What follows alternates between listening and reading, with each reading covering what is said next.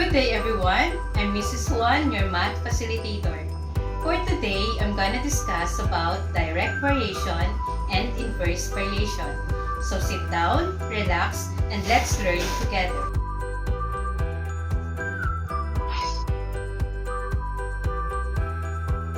At the end of the session, you should be able to illustrate situations that involve direct variation and solve problems involving the concept of direct variation.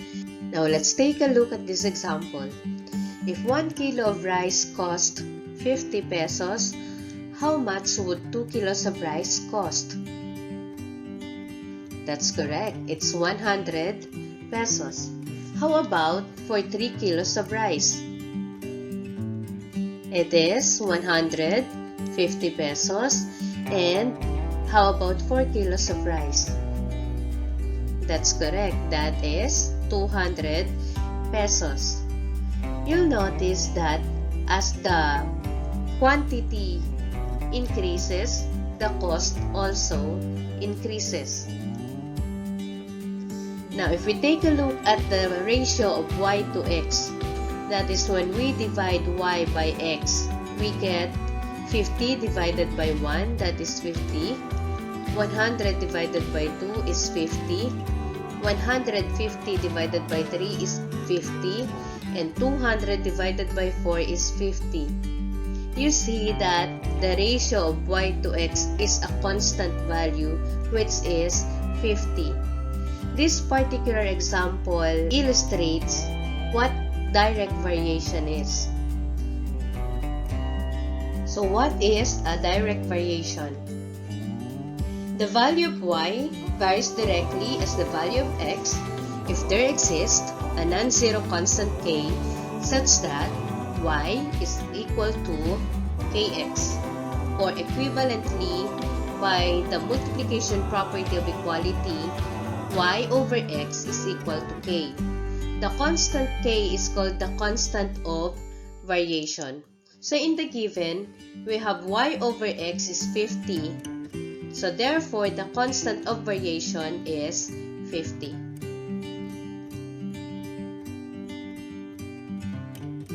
Let's have some more examples of direct variation. The table shows the number of hours x traveled and the distance y traveled by a car. So if x is 1, the distance covered or y is 40. If the number of hours is 2, the distance covered in kilometers is 80. If the number of hours traveled is 3, the distance in kilometers covered is 120. If it is 4, it's 160, and 5 is 200. Now let's show that y varies directly as x. You see that as the value x increases, the value of y also increases. If we get the ratio of y to x, we get 40 divided by 1, 80 divided by 2, 120 divided by 3, 160 divided by 4, and 200 divided 5. Their answers are the same, which is 40. So therefore, we have a constant value, which is 40, and we call that the constant of variation. Next, draw the graph of y against x. Since a direct variation involved two variables, a more convenient way of showing it besides the tabular method is by plotting the given ordered pairs using the Cartesian plane. So a direct variation is of the form y equals kx. Note that this would be the equation of a line. However, since we defined a direct variation as the ratio of two variables being equal to a non-zero constant, then the graphical representation of a direct variation is that of a line in the first quadrant, such that this line does not intersect the x-axis nor does it intersect the y-axis. So we have here Cartesian plane, the distance in kilometers, that is y, and the number of hours traveled is x. Now if x is equal to 1 and y is equal to 40, then the point is here. Next, when x is equal to 2 and y is equal to 80, then the point is here. How about when x is equal to 3 and y is equal to 120? So we have the point here. Next, when x is equal to 4 and y is equal to 160, then we have the point here. And when x is equal to 5 and y is equal to 200, then we have the point here. Now let's connect the points with a line. So this shows the graph of y against x, or this is the graph of the direct variation as shown by the table of values. Now write the equation showing the relationship between y and x. Since we already proved that there is a constant value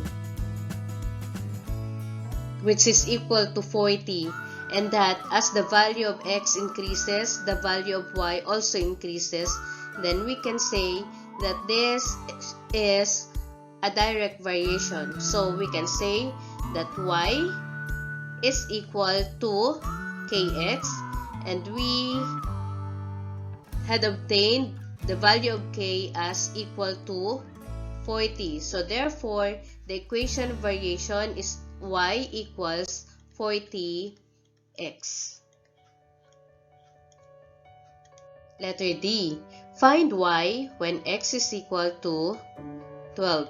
Since we know that the equation of variation is y equals 40x, to solve for y, we just substitute the value of x, which is 12. So 40 times 12. So 40 times 12 is 480. So therefore, y is equal to 480 when x is equal to 12. How about when x is equal to 9.5? Again, we just plug into the given equation y equals 40x. So y equals 40, your x is 9.5. So when we multiply 40 and 9.5, we get 380. So y is equal to 380 when x is equal to 9.5. Number 2 example. If y varies directly as x and y equals 24 when x equals 3, find the constant of variation. So we have to translate this into equation. Y varies directly as x. So we can write that as y equals kx. Since we have here the value of y, which is 24, and x equals 3, we just substitute these values to their corresponding variables. So y is 24 equals k, x is 3. So 24 equals k times 3 is 3k. We can write this also as 3k equals 24. To solve for k, we divide both sides by 3. So therefore, k is equal to 24 divided by 3 is 8. So the constant of variation is 8. Is this understood? Next, the equation of variation. Since the value of k is 8, then we have the equation of variation y equals kx. We just substitute the value of k to the given equation. K is 8, so we write that 8x. So the equation of variation is y equals 8x. Next, find y when x is equal to 12. Since we have the equation of variation as y equals 8x, then to solve for y, we just substitute the value of x or 12 to x here. So 8 times 12 and y is equal to 8 times 12 is 96. So y is equal to 96 when x is equal to 12. How about x when y is equal to negative 28? Again, we still use the formula y equals 8x. And then we just substitute the value of y, which is negative 28, to the given equation. So negative 28 equals 8x. This can be written as 8x equals negative 28. So to solve for x, we divide both sides by 8. So x equals negative 28 over 8. And negative 28 over 8 can still be written in simplest form. That is, when we divide 28 by 8, their common monomial factor is 4. Or both are divisible by 4. So 28 divided by 4 is 7, negative 7. And 8 divided by 4 is 2. So therefore, x is equal to negative 7 over 2 when y is equal to negative 28. I hope that this is clear. Number 3. The number of kilograms of water in a human body is directly proportional to its total weight, W. A man who weighs 96 kilograms contains 64 kilograms of water. If Matt weighs 72 kilograms, how many kilograms of water does he contain? Now, since this is a direct variation, so we can write that in two equations. The number of kilograms that is N varies directly or directly proportional to the weight, KW. A man who weighs 96 kilograms, so W is equal to 96 and N is equal to 64. So we just substitute these values to the equation. 64 equals K times 96, or this is 64 equals 96K. And to solve for K, we divide both sides by 96. 64 and 96 are both divisible by 8. If we divide 64 by 8, this is 8. If we divide 96 by 8, we get 12. But then again, 8 and 12 are still divisible by 4. So when we divide 8 by 4, this is 2. 12 by 4, this is 3. So therefore, K is equal to 2 over 3. Now, if Matt weighs 72 kilograms, how many kilograms of water does he contain? So to solve that, we use the formula again, N equals KW. Since we are looking for the number of kilograms of water, so N equals, the K is 2 over 3 and W is 72. So therefore, N is equal to 72 can be divided by 3. So we can divide 72 by 3. And when we divide 72 by 3, that is 24. Now we have 2 times 24, that is 48. So 48 kilograms. So if Matt weighs 72 kilograms, then he contains 48 kilograms of water in his body. Number 4. If x varies directly as the square of y, and x equals 24 when y equals 6, find x when y equals 9. So how do we translate x varies directly as the square of y? Alright, that's correct. So x is equal to ky squared. Next, we just plug in the values in the given equation. X is 24, so we just substitute 24 to x here. So we have 24 equals k. Your y is 6, so we just substitute 6 to y here. We have 6 squared. So 24 equals k. 6 squared is 36. 24 equals k times 36 is 36k. This can be written as 36k equals 24. And to solve for k, we divide both sides by 36. So we get k equals 24 and 36 can be simplified. 24 and 36 are both divisible by 12. So 24 divided by 12 is 2 and 36 divided by 12 is 3. So therefore, k is equal to 2 over 3. Now find x when y equals 9. Again, we go back to the original equation. X equals ky squared. So we have x equals, we just substitute the values. For k, that is 2 over 3. So 2 over 3, and y, that is 9. So we have 9 squared. So x equals 2 over 3. 9 squared is equal to 81. So 2 over 3 times 81.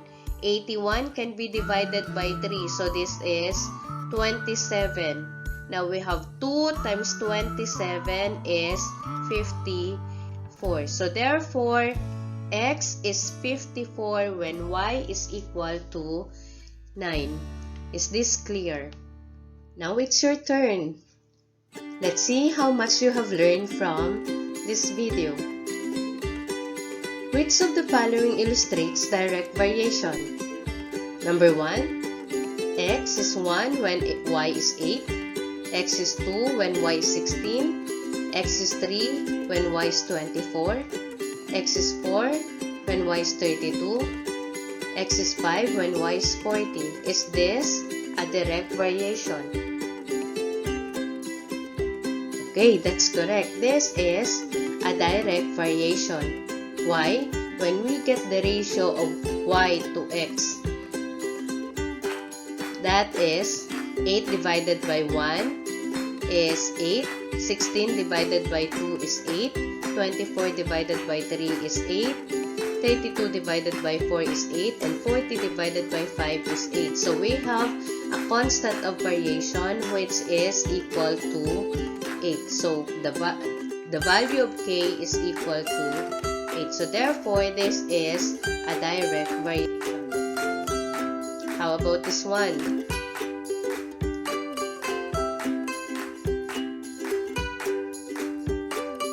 Very good. This is also a direct variation.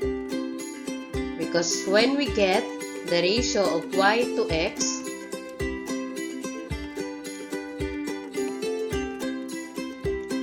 we have 14 divided by 2 is 7, 35 divided by 5 is 7, 49 divided by 7 is 7, 63 divided by 9 is 7, and 70 divided by 10 is 7. So we have a constant of variation which is equal to 7. Next. Is this a direct variation?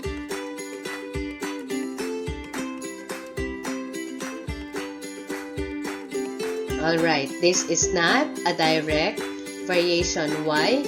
Because when we divide 15 by 3, that is 5. 30 divided by 6 is 5. But 40 divided by 9. And so is 48 divided by 12 and 90 divided by 15. So there is no constant value for y over x. How about the side of a square and its perimeter? Is this a direct variation? Yes, of course, this is a direct variation because as the side of the square increases, its perimeter also increases. And remember that the formula in getting the perimeter of a square is 4 times s, and p equals 4s is a direct variation where 4 is the constant of variation. Next, if a varies directly as b and a equals 10 when b equals 24, find a when b equals 36.